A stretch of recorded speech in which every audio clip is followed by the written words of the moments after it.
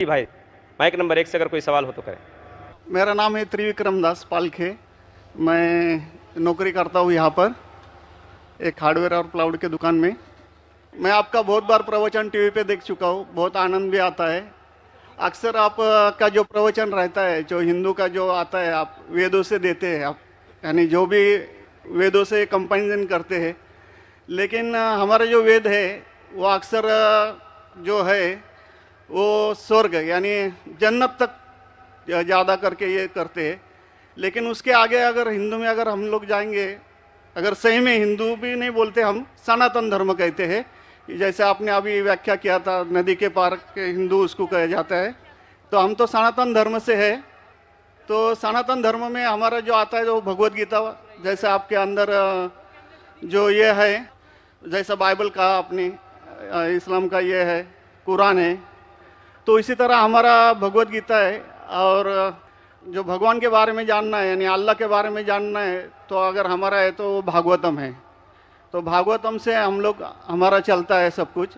अगर ये है वेद तो हमको स्वर्ग तक जाने के लिए है। लेकिन हमारा जो भागवतम है वो अल्लाह तक जाने के पहुँच तक है, यानी अल्लाह को हम सामने सामने देख के उनकी सेवा करने के लिए है। तो जो अभी आपने जो भी बोले थे, जो जवाब दिया था, अभी कर रहे थे औरतों के बारे में, माता जी लोगों के बारे में, तो हमारे भगवत गीता में भी लिखा है कि औरत को भगाता है तो उसको मार दीजिए। ऐसा नहीं है कि आपके इसमें सब में एक ही जैसा है। और आपका प्रवचन मुझे बहुत बहुत अच्छा लगा कि आपने जो कहा, जो लिखा गया किताब है वो किताब के मुताबिक चले तो बहुत आदमी सुखी रहता है। बाकी तो मैं और कुछ सवाल तो कुछ पर्सनल पूछना चाहता हूँ, बाद में मैं आपको मिलके सब पूछूंगा, सबके सामने नहीं पूछ सकता। लेकिन आपका प्रवचन सुन के मुझे बहुत आनंद आया। हमारे हिंदू भाई ने कहा है कि वो काफ़ी मेरे तकरीर देखते हैं टीवी पे और प्रसन्न होते हैं, खुसूसन जब मैं हिंदू धर्म के बारे में कहता हूँ। और वो कहते हैं कि वो सनातन धर्म को मानते हैं। और सनातन धर्म में भी आपको शायद ये पता होगा कि सबसे अव्वल किताब भगवत गीता नहीं है, वेद है। भगवत गीता सनातन धर्म अगर आप पढ़ेंगे, आर्य समाज, आप आर्य समझिए, सनातन धर्म में बहुत से किस्म है। आपको इस्कॉन से मैं इस्कॉन, बिल्कुल इस्कॉन, हरे रामा हरे कृष्णा, इस्कॉन, ठीक है। तो इस्कॉन का तस्करा करता हूं। मैं गया था एक बार कलकत्ता में, और कलकत्ता में तकरीर थी मेरी। उस वक्त बारिश आती है, बारिश तो हो गई, लेकिन मेरे साथ आने वाले थे इस्कॉन के हेड कलकत्ता के। हम लोग दोनों जाते एक वैन में, वैनिटी वैन, मतलब जब बड़े मैदान में, यहाँ तो माशाल्लाह मैदान के बाजू में काफ़ी बिल्डिंग है, तो बड़े मैदान में प्रोग्राम होता है तो कोई ग्रीन रूम नहीं होता है, तो क्या करते हैं, वैन लेके आते, बस इसमें मेकअप रूम या आराम करने के लिए कंडीशन होता है।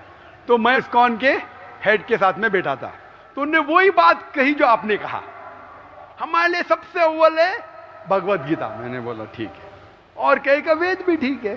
तो मैंने पूछा, ये भगवत गीता हिंदू धर्म में दो किस्म की किताब है, एक है श्रुति, एक है स्मृति। श्रुति मतलब जो भगवान की भेजी हुई किताब, वेद और उपनिषद। उसने कहा बिल्कुल सही। स्मृति किसे कहते हैं, तो उसने कहने लगा स्मृति कहते वो जो आदमी की लिखी हुई किताब है, मिसाल के तौर पे मनुस्मृति। तो मैंने पूछा ये रामायण और महाभारत क्या है, तो उसने कहा ये है स्मृति। बेशक बिल्कुल सही जवाब था, मैं भी तालिब इल्म हूं। तो मैंने पूछा, बिल्कुल सही कहते, ऊपर आती है श्रुति, वेदा और उपनिषद। स्मृति मतलब दूसरी किताबें, मनुस्मृति, इतिहास। मैंने पूछा ये महाभारत क्या इतिहास है। तो मैंने उससे पूछा, गुरुजी ये बात मेरे इल्म के हिसाब से भगवत गीता एक हिस्सा है महाभारत का, 18 चैप्टर का, सही है? अरे बिल्कुल सही है, आप बहुत इल्म रखते। मैंने बेशक। तो जब भगवत गीता महाभारत का हिस्सा है तो महाभारत स्मृति है क्या श्रुति है? चुप बैठ, स्मृति है बोला। तो स्मृति ऊपर क्या नीचे? तो बोले हाँ आपके पास इल्म है ना, इसलिए आप जानते। हम लोग को कहते हैं भगवत गीता ऊंची है, लेकिन हम सही कहते हैं ये भगवत गीता वेद का निचोड़ है। निचोड़ है लेकिन वेद ऊपर है, खुदा की किताब है। भगवत गीता इंसान की लिखी है, किसके जरिए? स्कॉलर्स के। आपके इस्कॉन के गुरु भी कहेंगे वो। लेकिन आप आम आदमी हैं, आप शायद ये पेचीदा चीजें को जानते नहीं। हम तालिब इल्म हैं, मैं स्कॉलर नहीं हूं, तालिब इल्म हूं तकाबले मज़ाहिब का, इस्लाम एंड कंपैरेटिव रिलीजन का। तो बोले बेशक, आप बिल्कुल सही कहते। तो मैं कहूंगा अगर वेद और भगवत गीता में टकराव है, किसकी बात मानेंगे? तो बोले आमतौर पे तो हम कहते हैं भगवत गीता ऊपर है, लेकिन आप सही कहते हैं क्योंकि आपके इल्म है। तो मैं वो डबल स्टैंडर्ड क्यों? जिसके बाद इल्म में बदल जाता है क्या? 2+2 4 ही रहता है, चाहे वो सेकंड स्टैंडर्ड में या 10th स्टैंडर्ड में 2+2 वही रहेगा, 4 बदलेगा नहीं।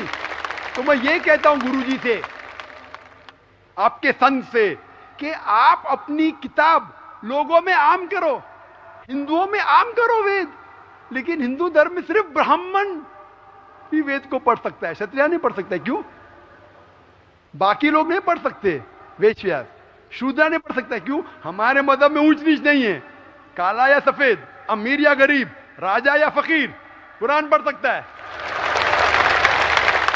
नमाज के लिए जब उस ईश्वर की हम इबादत करते हैं, जब खड़े होते नमाज के लिए, कंधे से कंधा मिला के करते, चाहे वो फकीर या अमीर या गरीब, फकीर या राजा साथ में खड़ा है तो कंधे से कंधे मिला के खड़ा होता है।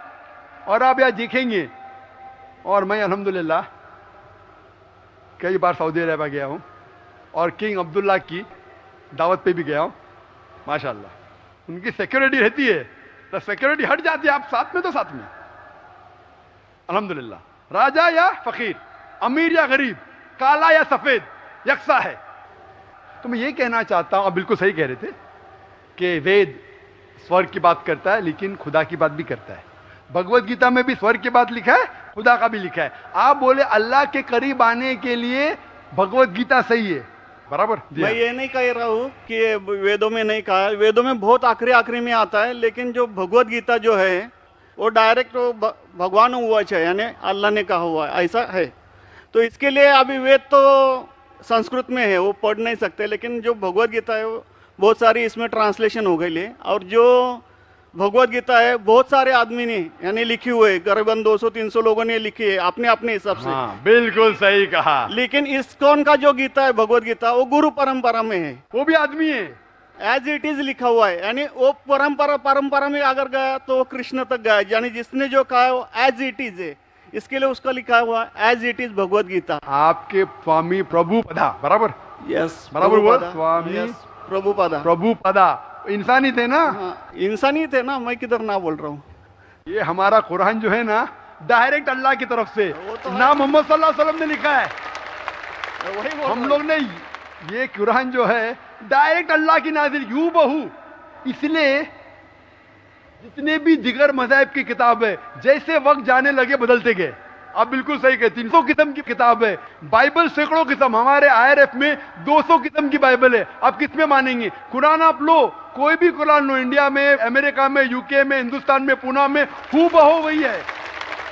एक लफ्ज की बात दूर रही, आ की मात्रा, ई की मात्रा, जबर जेर पेश, वो भी फर्क नहीं है, फत्ता दम्मा कसरा में भी फर्क नहीं है। ओरिजिनल कुरान में तो फत्ता दम्मा कसरा था नहीं, लेकिन आज जब हम पढ़ते हैं माशाअल्लाह। तो मैं ये कहना चाहता हूं, जितनी भी किताबें पहले आई, आज भी आप बिल्कुल सही कहते हैं, भगवत गीता वेद का निचोड़ है। लेकिन जब निचोड़ होता है वो असली फल से कॉन्ट्रडिक्ट करे तो फल और अहम है। मैं बिल्कुल मानता हूं, स्वामी प्रभुपदा मानते हैं कि भगवत गीता क्या है? वेद का निचोड़ है। और वो कहते हैं, मैं भी पढ़ चुका हूं आपकी Bhagavad Gita as it is पढ़ चुका हूं, उसमें ही लिखा, उसका ही ट्रांसलेशन था। भगवत गीता अध्याय नंबर 7 श्लोका नंबर 20 में, जो कोई दुनियादारी के पीछे भागता है वो गलत खुदाओं के पीछे भागता है। आपकी भगवत गीता में लिखा एज इट इज में, और उसका अगर प्रीफेस पढ़ेंगे उसमें लिखा है कि ये जो वेद है वो गाय है, भोज से गाय है, और कृष्ण क्या है? दूध निकालने वाला इंसान, और दूध क्या है? भगवत गीता है। सही कह रहा हूं कि नहीं? प्रीफेस में लिखे है। कौन कहता है? आपके स्वामी प्रभुपदा। मुझे उसका ट्रांसलेशन पसंद है। अक्सर हमारे वहां भी माशाअल्लाह 50 से ज्यादा भगवत गीता है। मैं लेकिन स्वामी प्रभुपदा की गीता को पसंद करता हूं, अच्छी गीता है, इसीलिए मैं प्रीफेस कह रहा हूं। लेकिन उसमें भी लिखा हुआ है, उसके अंदर भी वो निचोड़े वेद का निचोड़ है। लेकिन निचोड़ मतलब नहीं कि असल फल को गाय को छोड़ देंगे, गाय चले जाएंगी तो दूध क्या करेंगे आप? गाय रहेंगी तो दूध मिलते रहेगा ना। दूध को लेंगे, गाय को मार देंगे, दूध आपका खत्म हो जाएगा भाई। गाय को जिंदा रखो, रोज दूध लो, बराबर के नहीं? दूसरे बच्चे पैदा करेंगे गाय, लेकिन तो गाय को मत छोड़िए। इससे हमें पता लगता है, उसमें लिखा हुआ है, आपके वेद में लिखा हुआ है कि और एक पैगंबर आने वाला है। आपकी भगवत गीता में लिखा है चैप्टर नंबर 4 में वर्ष नंबर 7 से 8 में, यदा यदा धर्मस्य, यानी युग युग में जब भी परेशानी आएंगी इस धरती पे तो मैं एक रूप हासिल करूंगा, अवतार। अवतार की सही मानी आपको मिलेगा वेद से। उसमें पता चलता है जिसे हम कहते हैं पैगंबर, आखिरी पैगंबर, आखिरी अवतार कौन है? कल के अवतार। अगर आप भगवत गीता में मानते, अगर आप वेद में मानते, आपको आखिरी अवतार कल के अवतार में मानना ही पड़ेगा, फिर ही आप कह सकते मैं असल भक्त हूं भगवत गीता का। वो तो है ही, आपने जो बताया कल के अवतार तो आने वाला तो ही है, मानते कल के लास्ट अवतार में आने वाला है। आ चुका है। और उसमें लिखा था कल के अवतार की मां के नाम क्या है? सुमति। सुमति की मानी अमन, अरबी में कहते हैं आमिना। मोहम्मद सल्लल्लाहु अलैहि वसल्लम के वालदा का नाम था आमिना। उसमें लिखा है कल के अवतार, चैप्टर नंबर, अभी हवाला भी दे रहा हूं मैं, टाइम मिल रहा है ना। कल के अवतार चैप्टर नंबर 2 वर्ष नंबर 5 श्लोक नंबर 5, 7, 9, 11, 15। इसमें लिखा है कि उसके वालिद का नाम है विष्णु यास। विष्णु यास मतलब खुदा का बंदा, अरबी में तर्जुमा करेंगे अब्दुल्ला। मोहम्मद सल्लल्लाहु अलैहि वसल्लम के वालिद का नाम था अब्दुल्ला। उसमें लिखा है वो इसी जगह में पैदा होंगे जो अमन की जगह है। हम मानते हैं कि मक्का एक अमन की जगह है। उसमें लिखा है कि वो उस फैमिली में पैदा होंगे जो उस इलाके के अमीर होंगे। हम जानते हैं कि कुरैश के फैमिली में पैदा हुए थे मोहम्मद सल्लल्लाहु अलैहि वसल्लम। उसमें लिखा है कि वो 12वीं तारीख माधव के दिन पे पैदा होंगे, वो 12वीं रब्बी अव्वल मोहम्मद सल्लल्लाहु अलैहि वसल्लम पैदा है। आगे आप पढ़ेंगे वेद में लिखा है कि उसके 4 करीब दोस्त थे, जिसका मैं जिक्र किया हूं। 4 करीब दोस्त मोहम्मद सल्लल्लाहु अलैहि वसल्लम के थे, जो हजरत अबू बकर, हजरत उमर, हजरत उस्मान, हजरत अली। मैं अल्लाह भी मौल, अल्लाह ताला की रहमत सब पे हो। किसके बारे में जिक्र करें? उनको सबसे पहली जो वही आएंगी वो आएंगी एक गार के अंदर। हम जानते हैं मोहम्मद सल्लल्लाहु अलैहि वसल्लम सबसे पहली वही आए गारे हिरा में। फिर वो करेंगे हिजरत, नॉर्थ की तरफ फिर से वापस आएंगे। मोहम्मद सल्लल्लाहु अलैहि वसल्लम हिजरत की मदीना जो नॉर्थ के ऊपर है, फिर से वापस आए। मैं तो 1 घंटा सिर्फ तस्करा कर सकता हूँ मोहम्मद सल्लल्लाहु अलैहि वसल्लम हिंदू धर्म में, वक्त नहीं है। मैं ये पूछना चाहता हूँ, आप मानते क्या इस कल के अवतार में? आप मानते मोहम्मद सल्लल्लाहु अलैहि वसल्लम आखिरी पैगंबर है? मैं तो कुरान 3 बार पढ़ा हूँ साहब, मैं तो मानता हूँ कुरान को, वो बात नहीं है। मानना सिर्फ जरूरी नहीं, अमल करना जरूरी है। मैं कहूंगा मैं खुदा को मानता हूँ, खुदा की बात पे अमल ना करता हूँ तो बेकार है। मैं कहता हूँ मैं मेरे वालिद से बहुत मोहब्बत करता हूँ, वालिद की बेइज्जती करता हूँ, वालिद की बात नहीं मानता हूँ, वालिद से बदतमीजी करता हूँ, तो क्या फायदा? आप समझ रहे ना? समझ रहा हूँ मैं, लेकिन आपने कुछ पहले ही अभी 10-15 मिनट पहले ही आपने कहा था कि जो भी है कुरान है, वेद है और बाइबल है, कि जो जो उसमें लिखा हुआ है खुदा ने उसके ऊपर अमल करना चाहिए। तो मैं अपने इससे अमल करता ही हूँ, जो कुछ मानता तो हुई है खुदा एक ही है करके, वो तो मानता ही है। बिल्कुल मैं नहीं बोल रहा कि आपके लिए कोई खुदा अलग है, मेरे लिए कोई अलग है, या ईसाई के लिए कुछ अलग है। आप सनातन धर्म के हैं, मैं जानता हूँ सनातन धर्म में एक खुदा को मानते हैं। वो मानते खुदा की प्रतिमा नहीं, अक्स नहीं है, बराबर ही मानते। लेकिन मैं ये जानना चाहता हूँ, आप कल के अवतार में आप मेरे सवाल को घुमाओ मत। मैं जानता हूं, नहीं है मैं ये जानता हूं, सनातन धर्म के बारे में जानता हूं। पहले स्टेज में आप पास कर चुके, एक खुदा में मानते, बिल्कुल सही। मैं ये बात जानना चाहता हूं कि उस खुदा के अवतार पैगंबर, आखिरी पैगंबर में आप मानते हैं क्या नहीं मोहम्मद सल्लल्लाहु अलैहि वसल्लम? ये मेरा सवाल है। यानी मोहम्मद पैगंबर को आप मानते कि वो आखिरी पैगंबर थे क्या नहीं मानते? वो तो मानता हूँ मैं, मुझे मालूम है ना मोहम्मद पैगंबर आखिरी थे मोहम्मदन में। वो तो मानता ही हूँ। मोहम्मदन में ने आपके लिए, सबके लिए है ना। बिल्कुल सही। तो कोई धर्म, कोई एक मजहब का थोड़ी रहता है गुरु, तो सबके रहता है। वो एक मजहब का थोड़ी गुरु रहता है कि वो एक मजहब के लिए, वो सब मजहब के लिए गुरु रहता है। तो मानता ही मैं उसको। बिल्कुल सही। लेकिन ये कहना कि सब मजहब यकसा है हूबहू, ये सही नहीं। यकसानियत है, इसीलिए मैंने कहा यकसानियत पे अमल करो। आप बोलेंगे मैं सब हिंदू चीज पे अमल करूंगा, कई हिंदू जाते बुत परस्ती करने के लिए, आपने करते, अच्छी बात है अल्हम्दुलिल्लाह, इसीलिए मैं आपको कॉन्ग्रेचुलेट करता हूं। आप बुत परस्ती नहीं करते, मैं आपको कॉन्ग्रेचुलेट करता हूं, मैं कॉन्ग्रेचुलेट करता हूं, क्योंकि सनातन धर्म बुत परस्ती नहीं करता है। अल्हम्दुलिल्लाह सुम्मा अल्हम्दुलिल्लाह आप आधे इम्तिहान में सफलता पा गए। अभी ये पूछता हूं मैं, जैसे आपने कहा आप अगर मोहम्मद सल्लल्लाहु अलैहि वसल्लम को आखिरी पैगंबर मानते हैं तो उसके पैगाम पे अमल करना ज़रूरी है। सिर्फ पैगाम को पढ़ना ज़रूरी नहीं, पैगाम पे अमल करना ज़रूरी है। अगर मैं कहता हूं मानता हूं लेकिन अमल नहीं करता तो कोई फ़ायदा नहीं। तो ये होता है कि अपने मन से खुदा की बात जो आखिरी पैगाम है कुरान शरीफ और आखिरी पैगंबर मोहम्मद सल्लल्लाहु अलैहि वसल्लम में मानना ज़रूरी है, फिर ही आप सही तरीके से मज़हब को पहचान सकेंगे। Hope the answer the question. नहीं, बस थैंक यू। कुछ बोलने का आपको? मुझे ये कहना चाहिए था, अभी आप बोल रहे थे अमल करना चाहिए, अमल करना चाहिए, तो मैं मोमिन बनने का पूरा कोशिश किया, क्योंकि मैं वो मोमिन का क्या रहता है वो 3-4 इसमें सुन चुका हूँ। मोमिन का क्या रहता है? मोमिन का जो बताया था ना, क्या जो रीजन जो कैसा रहता है मोमिन, कैसा रहता है मैं जानना चाहता हूँ आपसे। नहीं, मैं इतना याद में जितना रखा हूँ मैं जो भी बोल याद नहीं सकता है, जो भी याद है बोल लीजिए, नो प्रॉब्लम। जो कमी है मैं पूरी कर लूंगा। नहीं नहीं यार, जान दीजिए, अगर दूसरे को भी क्वेश्चन पूछना है मैं आपसे मोहब्बत करता हूँ, मैं आपको पर्सनली मिलता हूँ बाद में। अच्छा, बाद में मिलेंगे स्टेज के बाद इंशाल्लाह। ओके, ठीक है। हरे कृष्णा।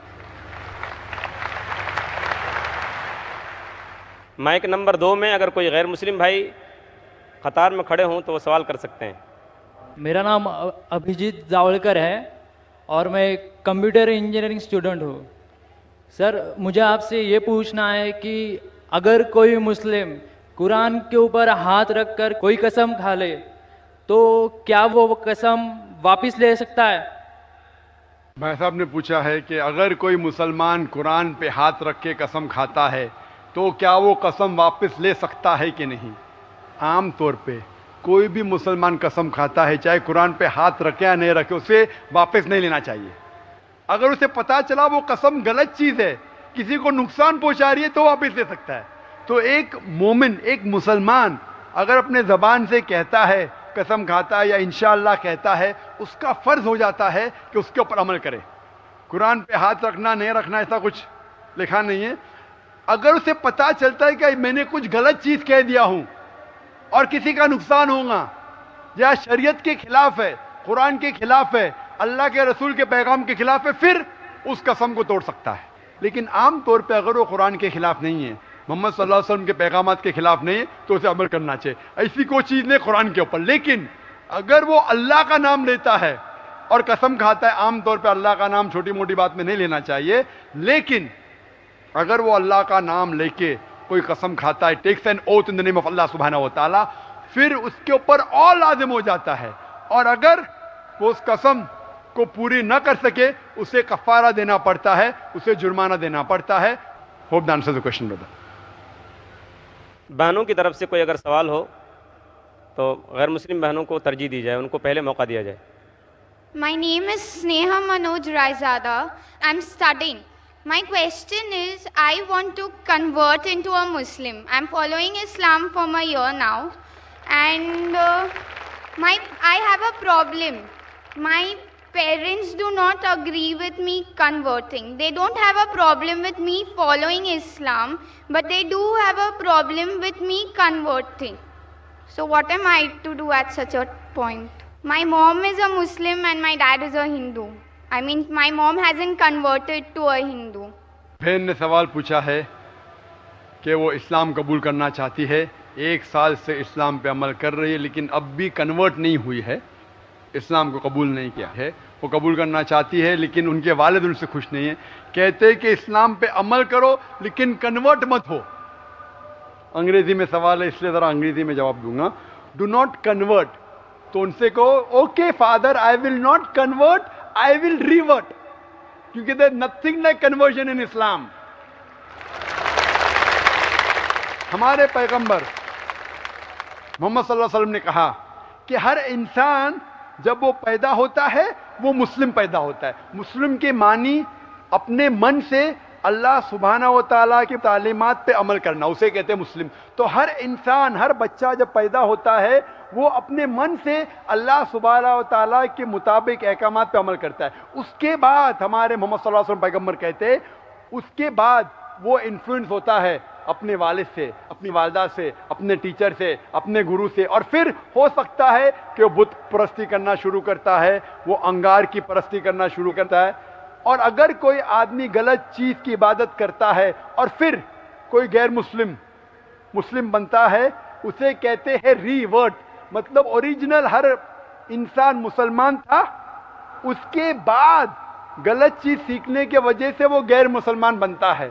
तो कोई आदमी, कोई गैर मुसलमान जब मुस्लिम होता है उसे कन्वर्ट नहीं कहते, उसे रीवर्ट, फिर से सही मजहब की तरफ जाना, लौटना।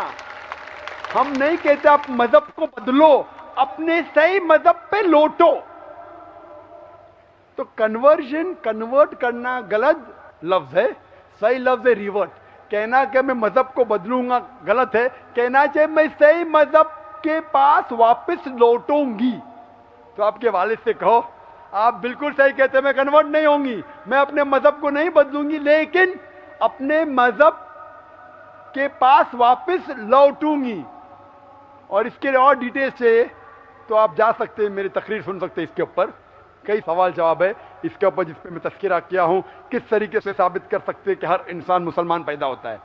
और आप अपने वालिद से ये कहना चाहिए, आपने कहा कि आपकी वालदा मुसलमान है और हिंदू नहीं, लेकिन आपके वालिद हिंदू है, तो आप कहो अपने वालिद से कि हिंदू धर्म की किताब भी पढ़ेंगे तो उसमें लिखा हुआ है कि एक ईश्वर की इबादत करो जिसका कोई अक्स नहीं, कोई बुत नहीं, कोई प्रतिमा नहीं, और आखिरी पैगंबर इस किताब, हिंदू किताब में लिखा है मोहम्मद सल्लल्लाहु अलैहि वसल्लम। तो आप कहना चाहिए कि मैं हिंदू किताबों पे और पुख्तगी के साथ अमल कर रही हूँ, क्योंकि हिंदू किताबों में लिखा है क्या एक अवतार आने वाले हैं जिसका नाम है कल की अवतार। तो आप कहिए आपके वालिद से, आपके पिता से, आप भी कल के अवतार पे अमल करो, और उस कल के अवतार जो आखिरी पैगाम लेके आए खुदा की तरफ से, वो है कुरान। आप अगर 1 साल से अमल कर रही है, लेकिन आपने कहा आप इस्लाम कबूल करना चाहती है, इस्लाम कबूल करने के लिए आपको नाम बदलने की ज़रूरत नहीं है, नाम से कोई मुस्लिम बनता नहीं है, नाम बदलने की ज़रूरत नहीं है। नाम बदलना चाहे तो आप बदल सकते हैं, नाम बदल सकते चाहे तो, लेकिन बदलना फ़र्ज नहीं है। तो अगर आप ये कहते अपने मन से, आप मानते हैं कि खुदा एक है और उसके अलावा किसी की इबादत नहीं करनी चाहिए, और मोहम्मद सल्लल्लाहु अलैहि वसल्लम आखिरी पैगंबर है, आप अपने दिल में भी रखें तो मुसलमान हो जाते हैं। ऐलान करने की ज़रूरत नहीं है, ऐलान करना चाहते हैं अल्हम्दुलिल्लाह। अगर आप डरते हैं कि मैं ऐलान करूंगी तो कोई मुझसे ज़बरदस्ती करेगा या मेरे वालिद मुझे मारेंगे, आपको अगर खतरा है तो ऐलान करने की ज़रूरत नहीं। आप और आपके खुदा के बीच में ऐलान करना चाहती है तो बेशक ऐलान कर सकती है, तो करना चाहिए, ऐलान करना फ़र्ज नहीं है। कई गैर मुसलमान मेरी तकरीर के बाद दिल में ही मान लेते, मुसलमान हो जाते, ऐलान करने की ज़रूरत थोड़ी है। लेकिन अगर ऐलान करना चाहते हैं, एक आदमी मेडिकल डॉक्टर बनता है और बोलता है मैं डॉक्टर नहीं कहूँगा अपने आप को, मैं फिर भी डॉक्टर है। लेकिन अक्सर जो डॉक्टर है खुश होता है ना, MBBS पास होने के बाद क्या कहता है, डॉक्टर, मेरा नाम भी डॉक्टर जाकिर नाइक है, लेकिन डॉक्टर से अच्छा दाई है माशाल्लाह। तो अगर दिल से मान लिए, अमल कर रहे, तो मुसलमान हो गए।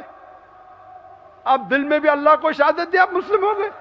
लेकिन लोगों को कहना चाहती है खुशी के मारे, जो होगा हो जाने दो, आपकी बात है, लेकिन ऐलान करना फर्ज नहीं, वो आपकी मर्जी।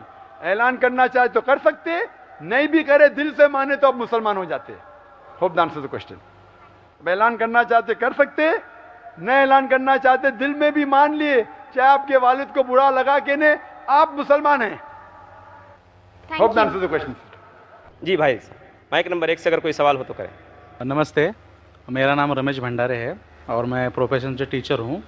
तो मैंने सुना है कि मोहम्मद पैगंबर जी ने चांद की तरफ उंगली दिखाकर चांद के 2 टुकड़े किए, लेकिन अभी फ़िलहाल इंसान चांद पे जाकर आ चुका है।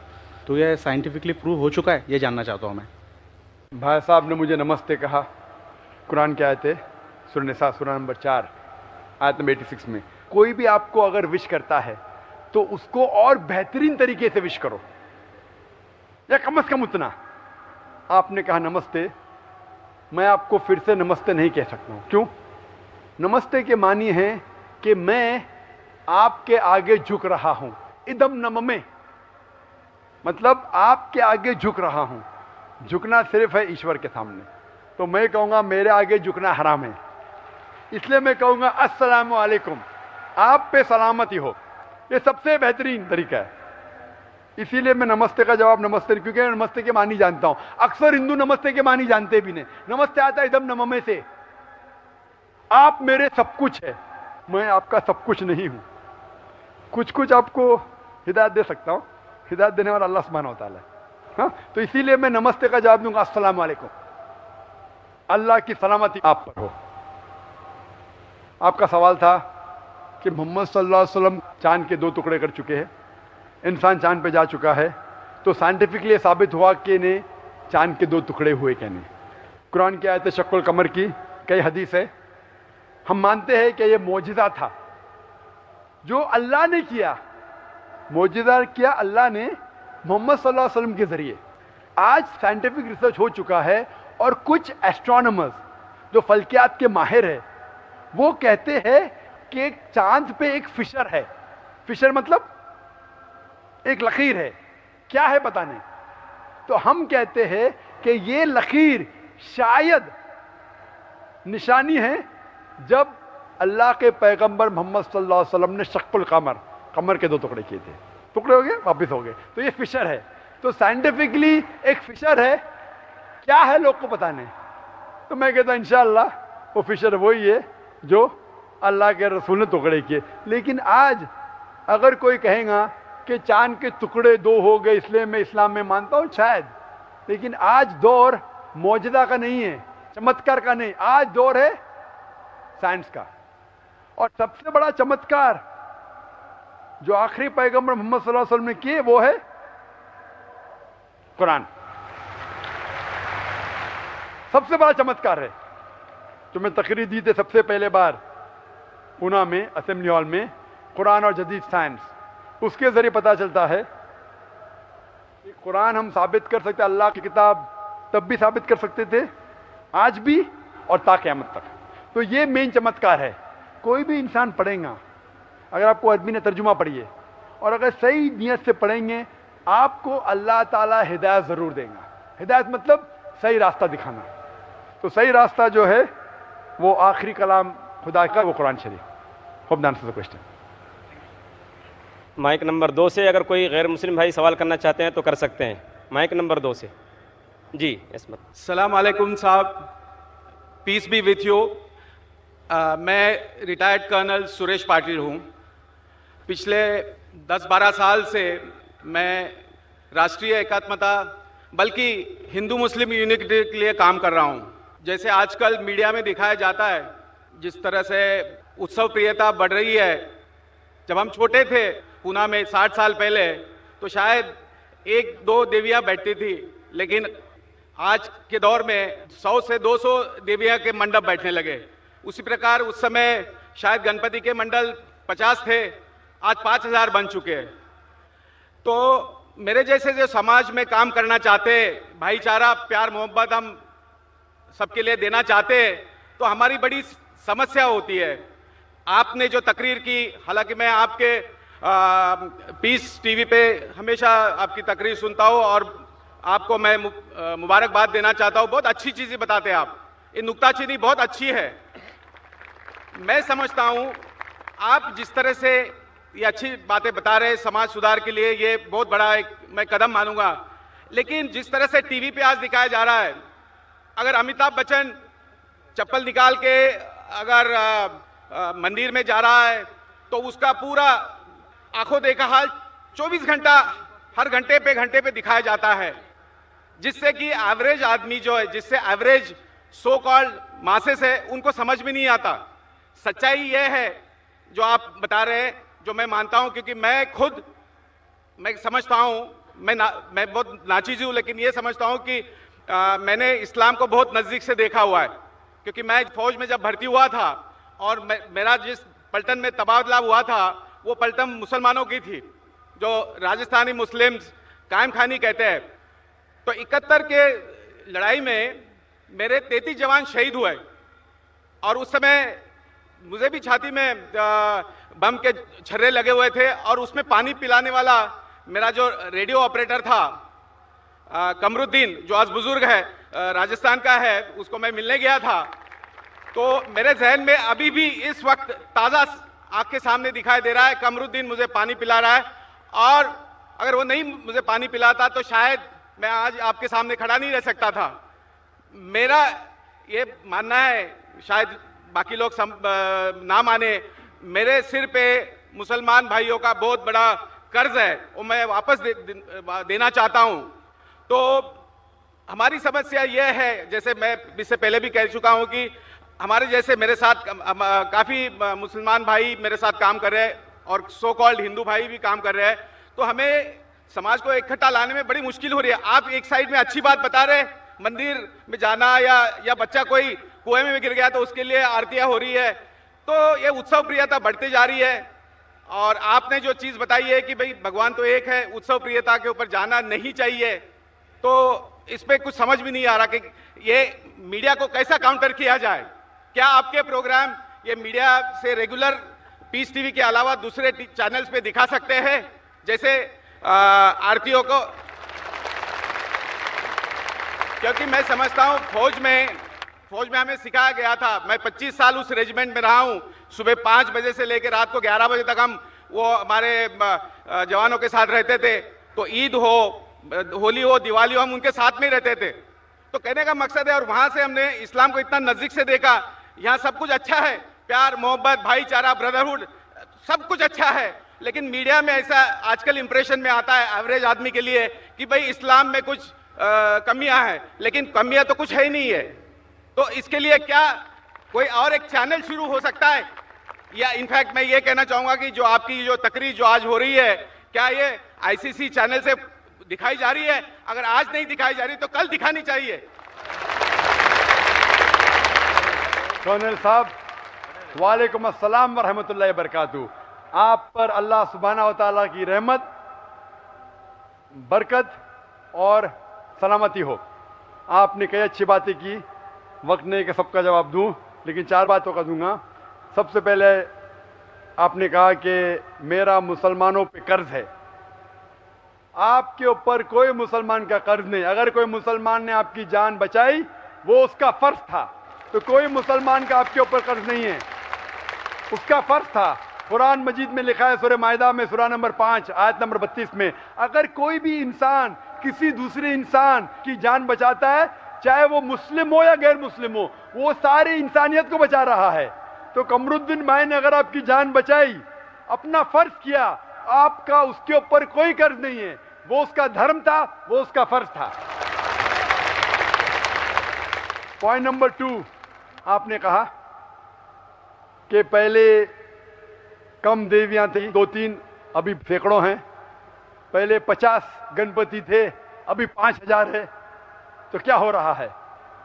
आपने गणपति की बात की, और पूना शहर आप जानते होंगे गणपति के मामले में सबसे अव्वल है। नहीं, दुख की बात यह होती है, सॉरी माफ करना, जैसे अगर लता मंगेशकर आके 25 लाख का हार या कुछ मुकुट पहना देती है, मैं कहता हूं उससे एवरेज आदमी के मन पे क्या क्या गुजरती होगी। बिल्कुल सही। आप मीडिया की बात कर रहे हैं, पहले मैं गणपति की बात पूरी करूंगा, फिर आपकी मीडिया की बाकी 2 बातों पे आएंगे। अमिताभ बच्चन, लता मंगेशकर पे आऊंगा इंशाल्लाह। आप अगर जानते गणपति की हिस्ट्री, ये गणपति का मोर्चा किसने निकाला? सबसे पहले किसने?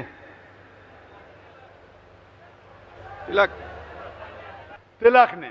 बिल्कुल सही। क्यों निकाला? तिलक ने निकाला अंग्रेज को इस देश से भगाने के लिए। एक अच्छा मामला था, कहां से उसका आइडिया मिले, किधर से मिली, उसका जिक्र नहीं करेंगे हम। उसका मेन मकसद था अंग्रेज को इस देश से भगा देने का। मकसद पूरा हो गया, अंग्रेज तो भाग गए। तो मकसद था एक चीज का फायदा उठाया, लोगों के जज्बात की वजह से अगर वो कामयाब हो गए, अल्हम्दुलिल्लाह वो काम पूरा हो गया। अब जैसे आपने कहा, दूसरी बात, अमिताभ बच्चन चप्पल निकाल के मंदिर में जाता है, शूटिंग होते, लता मंगेशकर हार दे रही है। अगर अमिताभ बच्चन या लता मंगेशकर खुदा की सही इबादत करते, अल्हम्दुलिल्लाह, चाहे अमिताभ बच्चन हो, लता मंगेशकर हो, सही इबादत करते तो मैं उनको कॉन्ग्रेचुलेट करता हूं। लेकिन अक्सर पिक्चर में सिर्फ दिखावट के लिए होता है, दिखावट के लिए गोली मारी जाती, ये होता है वो होता है। तो अगर कोई दिखावट के लिए कर रहा है तो सही बात नहीं। और आप बिल्कुल सही कह रहे कि मीडिया ऐसा पावरफुल हो चुका है कि मीडिया आज आसानी से एक हीरो को विलन बना सकता है, विलन को हीरो बना सकता है, दिन को रात बना सकता है, रात को दिन बना सकता है, सफेद को काला बना सकता है, day into night, black into white, बहुत आसान है। और बिल्कुल सही कहते हैं, आपने कहा कि आप मेरी तकरीर सुनते हैं पीस टीवी पे, कई सालों से सुन रहे हैं, आपको अच्छा लगता है। और मीडिया अच्छी चीज भी है, बुरी चीज भी है। बुरे काम में बुरा फल मिलता है, अच्छे कामों में अच्छा फल मिलता है। 3 साल पहले जब मैं पूना में आया था, जब पीस टीवी नहीं था, आज जो आप देख रहे 10s of 1000, इसकी आधी पब्लिक भी नहीं थी, आधी पब्लिक भी नहीं थी। माशाल्लाह, देखो झाड़ के उस पार, ये उधर, कितने लोग बारे में जानता नहीं हो, कितने हजारे में जानता नहीं हो। क्यों? मैं तो इंसान वही हूं, पीस टीवी के बदौलत। पीस टीवी, पीस टीवी मतलब अमन का टीवी चैनल। हमारा मकसद है कि अमन हासिल करें, हमारा मेन मकसद है कि इस दुनिया में अमन हासिल करें, क्योंकि इस्लाम आता है लव सलाम से। अफसोस की बात है, अफसोस की बात है, मैं कहता हूं कि अक्सर चैनल पे इमोडस्ट चीजें हैं, बेहुदा चीजें आप देखते हैं चैनल पे। हम अपने बेटों के साथ, अपनी बेटियों के साथ अक्सर चैनल देख नहीं सकते। फैशन टीवी क्या है, वो देख ही नहीं सकते। इसीलिए हमारे स्कूल में अगर आप दाखला लेना चाहते हैं, सैटेलाइट चैनल ममनू है। अगर पीस टीवी देखना चाहते, पीस टीवी के साथ अगर 100 हराम चैनल आ रहे तो पीस टीवी मत देखो। पीस टीवी देखना चाहते, इलायदा डिश लगाओ, सिर्फ पीस टीवी पे लॉक करो, चलेगा। आप बिल्कुल सही कहते कि मीडिया जो है वो फायदेमंद भी है, नुकसानदेह भी है अक्सर, लेकिन ज्यादा नुकसानदेह है। और आप देखते हैं कि अक्सर जो लोग अमन फैलाते हैं वो इस मीडिया का इस्तेमाल नहीं करते। हमने क्या कहा, मीडिया में ज्यादा नुकसानदेह चीजें हैं। आप बिल्कुल सही कहते हैं कि बताते मुसलमान आतंकवाद है, आज उसका जिक्र नहीं करूंगा, कल करूंगा। क्या आतंकवाद मुसलमानों की विरासत है? मौजू है कल के लिए, तो कल की बात मैं आज नहीं करना चाहता हूं। ये मीडिया है। मीडिया क्यों कर रही है? क्योंकि वो चाहते हैं अमन फैले। अमन फैलेगा तो मीडिया को कौन देखेगा?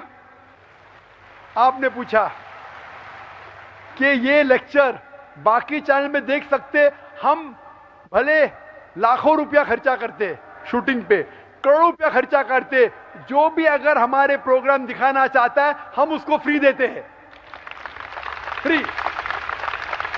और शायद आपको जान की खुशी होगी, सिर्फ मुसलमान चैनल पे मेरी तकरीर नहीं दिखती है, गैर मुसलमान चैनल पे भी दिखती है। ईटीसी पे जाइए, ईटीवी उर्दू पे। वो क्या समझते, एक प्रोग्राम बनाने में, अच्छा प्रोग्राम बनाने में 8 घंटे का 5 लाख खर्चा होता है, ये मुफ्त में मिलता है, ले लो। मैं बोला ले लो, मुझे क्या हर्ज है, मैं तो पैसों के लिए नहीं कर रहा हूं, अमन हासिल हो जाएगा, खुदा मुझे उसके लिए इंशाल्लाह सवाब देगा। तो हमारे प्रोग्राम आप देख रहे, ये प्रोग्राम इतने कैमरा, 12 कैमरा है, ये स्टेज है, ना मैं कोई हीरो हूं, ना मैं अमिताभ बच्चन हूं, ना लता मंगेशकर हूं, मैं तो एक आम मुसलमान हूं। अपने आप को मुजाहिद कहता हूं। मुजाहिद मतलब जो जिहाद करता है, जिहाद मतलब जिद्दोजहद। जो मीडिया कहती है वो मुजाहिद नहीं हूं मैं।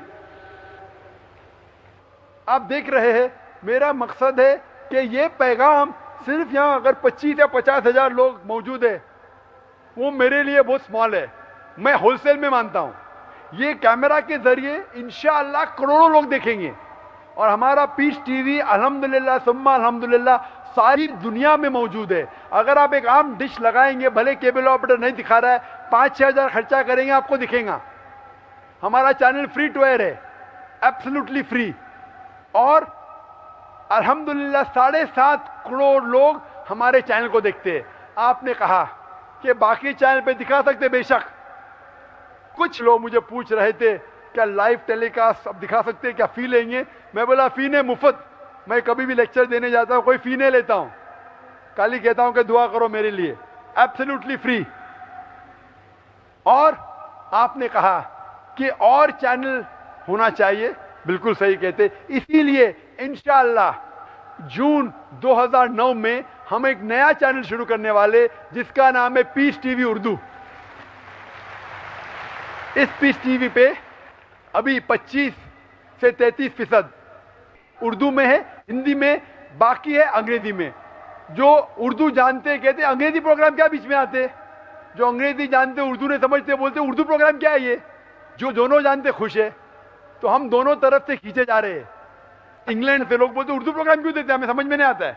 यहाँ के लोग कहते ये इंग्लिश क्यों देते। हर एक को तो खुश नहीं कर सकते। इंशाअल्लाह 8-9 महीने बाद जून 2009 में हम एक नया चैनल शुरू करने वाले, पीस टीवी उर्दू, जिसमें सिर्फ उर्दू और हिंदी प्रोग्राम आएंगे। इंग्लिश देखना चाहते इंग्लिश देखिए। इंशाअल्लाह अगर अल्लाह हमें मदद करेगा, इस तरीके से हम और चैनल फैलाएंगे ताकि सारे दुनिया में अमन हासिल हो। जब तक अमन हो हम अपना पैगाम फैलाते जाएंगे। Hope this answer the question colonel साहब। बहनों की तरफ से कोई अगर सवाल हो तो सवाल कर सकती हैं। अस्सलाम वालेकुम रहमतुल्लाहि बरकातहू। मैं नॉन मुस्लिम बहन के तरफ से ही बात कर रही हूँ। उनको आज इस्लाम कबूल करना है। तो ये पूनम सोलंकी है, उनके शोहर भी आज करना चाह रहे हैं। तो आप डॉक्टर साहब से मैं गुजारिश करती हूँ को कलमा पढ़ाइए।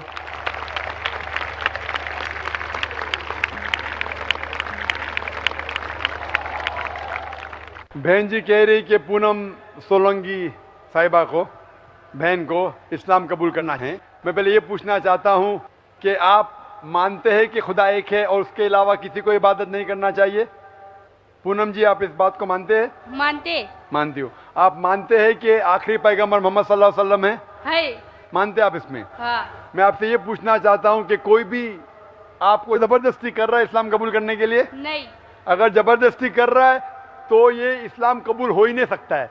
क्योंकि कुरान मजीद में जब फिरौन जो सबसे ताकतवर इंसान था, सबसे ताकतवर, वो अपने आप को खुदा मानता था, वो सबसे मालदार था, वो भी जब देखता है कि मैं मरने वाला हूँ, कहता है कि मैं अल्लाह में ईमान लाता हूँ, तो अल्लाह कबूल नहीं करता है। क्योंकि उस पर दबाव था, उसको खौफ था कि मर रहा हूँ। तो खौफ की हालत में, किसी दबाव की हालत में अगर कोई इस्लाम कबूल करता है तो वो माना ही नहीं जाता है। तो आप अपने दिल से कबूल कर रहे हैं? हाँ।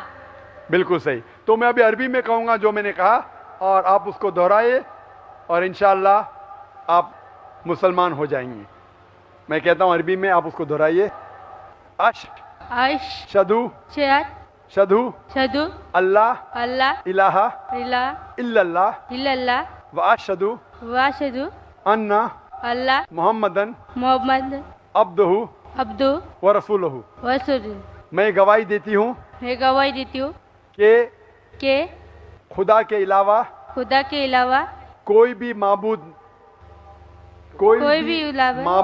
माबूद नहीं है। और मैं गवाही देती हूँ कि मोहम्मद सल्लल्लाहु अलैहि वसल्लम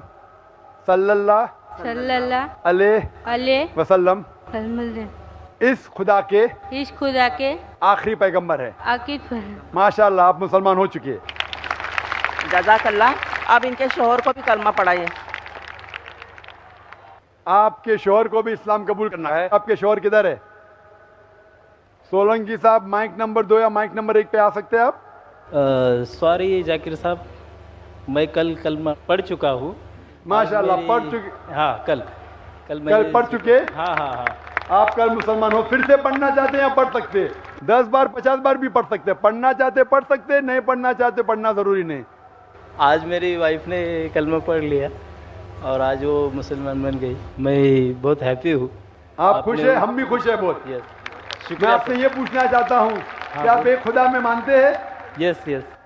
आप मानते हैं कि मोहम्मद सल्लल्लाहु अलैहि वसल्लम आखिरी पैगंबर है? हाँ हाँ। आप पे किसी ने जबरदस्ती की? नहीं की ना, माशाल्लाह। क्योंकि कल यहाँ के पुलिस ऑफिसर कह रहे थे जाकिर साहब जो है, लोग कलमा पढ़ना चाहते हैं तो चुपके से अलहदा में पढ़ाइए, पब्लिक में क्यों? अगर मैं अलहदा पढ़ाऊंगा तो फिर लोग गलेंगी क्या मैं लोग को बेकार हूँ? पब्लिक के सामने मैं ना आपको जानता हूँ, पहले ना कभी मिल चुका हूँ, तो जब सच बात कहने का है तो डंकी की चोट पे कहो। मुझे पता है कि कुछ मजहब के लोग, दिगर मजहब के लोग चुपके से भला फुसलाई के पैसा देके लोग को कन्वर्ट कराते, ये ना मुझे शौक है ना करना चाहता हूँ।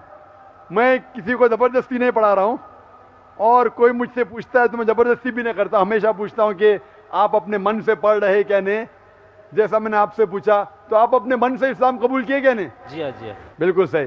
तो ये मजहब जो अमन का मजहब है, और आज आप फिर से कलमा पढ़ना चाहते? पढ़ा दीजिए जी। अच्छा, तो मैं अरबी में कहता हूँ, फिर आप उसको दोहराइए।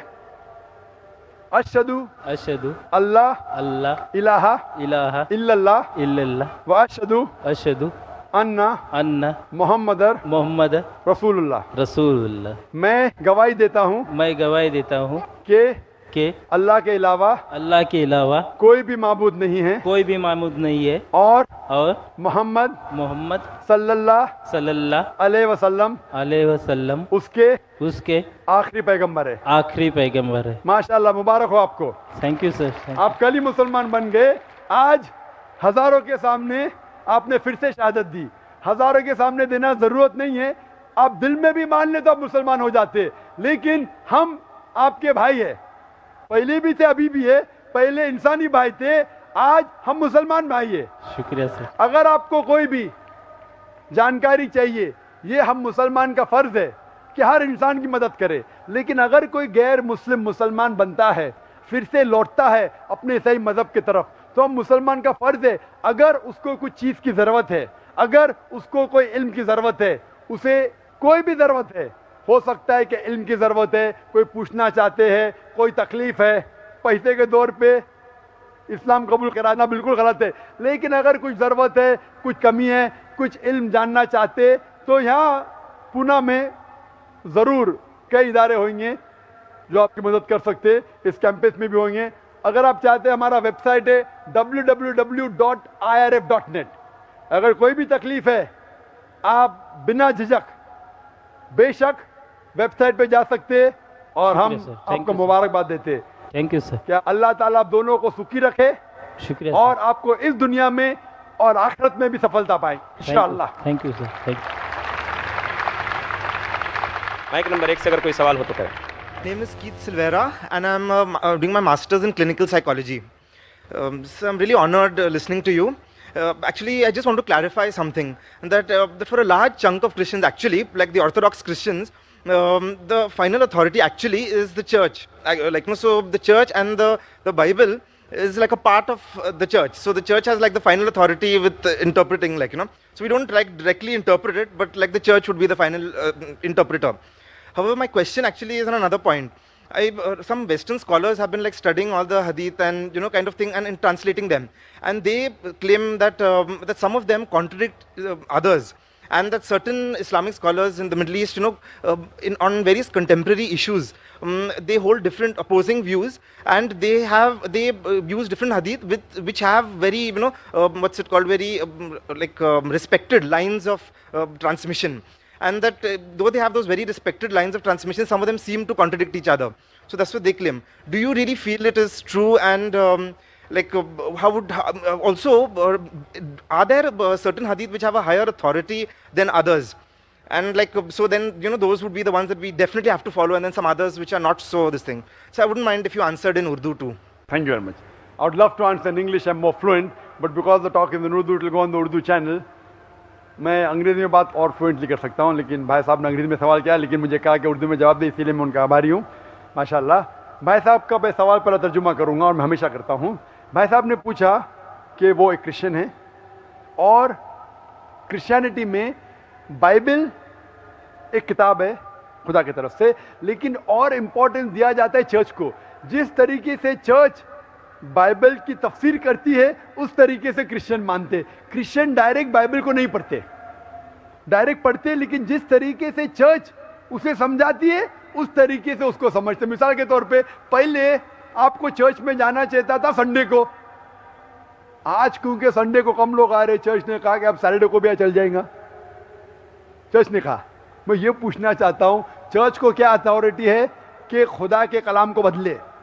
इसीलिए ये सिर्फ क्रिश्चियनिटी में नहीं, अक्सर मज़हब में इस्लाम के अलावा जितने दिगर मज़हब है वही लोग ब्राह्मण कहते हैं आप वेद को मत पढ़ो, वेद को मैं पढ़ूंगा। आप जो हम कहते मानो, तो वो क्या कहते? शूद्रा, क्षत्रिय, वैश्य, आप वेद मत पढ़ो, हम पढ़ेंगे ब्राह्मण लोग। आप क्षत्रिय है, आप जाके जंग करो। आप वैश्य है, आप जाके धंधा करो, तिजारत करो। आप शूद्रा है, आप हमारे काम करो। आप अगर अच्छे काम करेंगे, अच्छे से हमारी खिदमत करेंगे, अगले जन्म में आप अच्छे बनेंगे। अभी अगला जन्म है क्या ना, बाद में मांगो, इस जन्म में तो उनको मिल गया है ना। आप अगर वेद पढ़ेंगे तो गुनाह है। ये कौन कह रहा है? ब्राह्मण। वेद में तो नहीं लिखा है, आप समझ रहे? क्यों? तो लोग को वेद से दूर रख रहे। खुदा का कलाम हर इंसान के लिए, क्यों लोग को दूर कर रहे? इसीलिए मैं कहता हूं इंडियन गवर्नमेंट से, आप हिंदू को संस्कृत सिखाओ। वेद समझेंगे तो जिस तरीके से कर्नल साहब कह रहे थे, नफरत दूर होगी। इसी तरीके से चर्च भी ये चीज करती है कि हम इंटरप्रेट करेंगे। चर्च अभी है, बाइबल कब आई? हजारों साल पहले। But generally they say that, kind of thing, the Bible is a book of the church kind of thing. Who's saying? So, I mean, what is it Is called? the Bible saying that? Is the Bible saying the Bible is a book of the church? You show me any statement where Bible says Bible is a book of the church. Does it say? No. When the church says that Bible is the book of God, so should we follow the word of God or word of church? Who's higher? Do you worship God or do you worship the church? Who is your creator, the God or church? कौन आपका खालिक है, खुदा या church? कौन खालिक है आपका? आपका बनाने वाला? Who is your creator? God. तो आप गॉड की बात मानेंगे, चर्च की बात मानेंगे? हाँ, ये कह सकते हैं अगर कोई बाइबल को मिस इंटरप्रेट कर रहा है तो ये कहिए ठीक है, इसका सबूत ये है, आप जाइए ट्रांसलेशन के पास। नहीं, आप पढ़ नहीं सकते, ये बोलना गलत है। इख्तिलाफ हो सकता है, चाहे वेद या बाइबल हो या कुरान को समझने में इख्तिलाफ हो सकता है। तो कुरान में क्या लिखा है?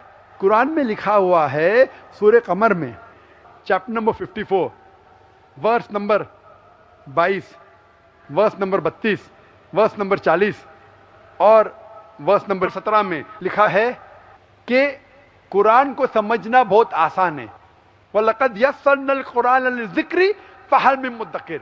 हमने कुरान एक आसान बुक नाजिल किया आपके लिए, तो कौन इसके ऊपर अमल नहीं किए? लेकिन साथ में ये भी लिखा है सूरह नहल में सूरह नंबर 16 आयत नंबर 43 और सूरह अंबिया सूरह नंबर 21 आयत नंबर 7 में कि अगर आप नहीं समझ सके तो आप उस इंसान से पूछिए जो इल्म रखता है। मतलब अगर आप नहीं जानते तो आलिम से पूछे जो उस मैदान का इल्म रखता है। तो अगर कुछ इख्तिलाफ है, अगर साइंस के बारे में कुरान में लिखा है तो आप साइंटिस्ट से पूछिए, उसकी मदद ले सकते। अगर कुछ चीज में इख्तिलाफ है तो उस चीज के लिए आप माहिर इंसान से पूछ सकते। अगर नुज़ूल कुरान जानना चाहते हैं तो ऐसे ही शेख से पूछे जो दारुल उलूम जा चुका है। तो ये कहना कि चर्च अगर बाइबल को कॉन्ट्रडिक्ट नहीं करता है तो हम मानने को तैयार है। जब बाइबल में लिखा है 2 जमा 2 4 और चर्च कहते हैं 2 जमा 2 5, तो आप किसमें मानेंगे? बाइबल या चर्च में? एक भी जगह पूरे बाइबल में बिना शुबा, बिना कोई शक के एक भी जुमला नहीं है जिसमें ईसा अलैहिस्सलाम खुद कहते हैं कि मैं खुदा हूं या मेरी इबादत करो, फिर भी चर्च कहती है कि ईसा अलैहिस्सलाम खुदा है। तो अब किस में मानेंगे, बाइबल में या? ईसा अलैहिस्सलाम खुद कहते हैं कि मैं अपने आप कुछ भी नहीं कर सकता हूं, चर्च कहता है कि वो खुदा है। तो अब किसकी बात मानेंगे? अगर मैं बाइबल को मिस इंटरप्रेट करता हूं, बताइए जाकिर आप गलत है, बाइबल में ये हवाला दीजिए, मैथ्यू में ल्यूक में लिखा है कि ईसा अलैहिस्सलाम खुद कहते मैं खुदा हूं, एक भी नहीं जुमला है। ये मेरा चैलेंज है। जब मैं चैलेंज कर रहा हूँ दुनिया में करोड़ों लोग के सामने, मैं डिबेट कर चुका हूँ अमेरिका में, यूके में, हिंदुस्तान में, कई टॉप स्कॉलर्स से, वो जब साबित नहीं कर सके फिर भी आप बोलते चर्च की बात मानो। How would you interpret? अभी मैं आता हूँ आपके सवाल के ऊपर, मैं सवाल पे आपके आता हूँ हदीस के बारे में। Sir, no, sir, that I just want to verify. How would you interpret the part in 1 Corinthians where it says that the church is the pillar and bulwark of the truth? 1 Corinthians में लिखा है कि church is the truth and The pillar and bulwark of the truth. Bulwark of the truth. Corinthian किसने लिखा है? किसने लिखा है कोरिंथियन? Saint Paul. हाँ, Saint Paul. सेंट पॉल, खुदा ने नहीं। बिल्कुल सही। तो मैं ये कहता हूं कि वो जुमला बताओ जो ईसा अलैहिस्सलाम ने लिखा है। हम मानते हैं कि इंजील अल्लाह की वही है, ईसा अलैहिस्सलाम के जरिए नाजिल की गई। कोरिंथियंस तो पॉल की, हम पॉल में माने या ईसा अलैहिस्सलाम में माने?